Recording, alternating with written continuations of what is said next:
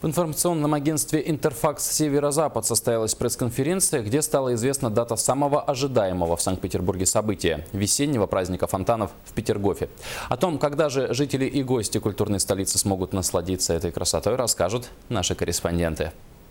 Как стало известно, яркое мероприятие состоится 21 мая и пройдет на Большом каскаде Нижнего парка музея-заповедника. В январе 1944 года Петергоф был освобожден от немецко-фашистских войск. Спустя год началось возрождение фонтанов. Традиционный весенний праздник Петергофа в этом году посвятят 70-летнему юбилею со дня первого запуска фонтанов после Великой Отечественной войны. В августе 1946 года, когда только-только страна поднималась из руин, в Петергофе заработали фонтаны, был сколочен деревянный помост, на котором двое артистов катались на роликах.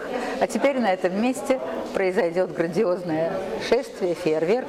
Сейчас Государственный музей-заповедник – это главная достопримечательность северной столицы и широко известный в мире дворцово-парковый ансамбль. Ежедневно в Петергофе проводится более 300 экскурсий. По 40 туристическим маршрутам приезжают тысячи посетителей. В новом сезоне Петергофа планируется открытие экспозиций, уникальных выставок и новых проектов, в том числе ориентированных и на самых маленьких туристов. Некоторые проекты для детей, такие как новая ферма и школа юного экскурсовода, можно увидеть уже сейчас. Если на местах найдутся возможности отправить группу детей на несколько дней в Петергоф, чтобы они у нас пожили 5-6 дней. Наверное, это проект не очень дешевый, но вот то, что вложат родители и городские власти в эти проекты, такой старицей окупится, потому что дети уезжают абсолютно обновленными.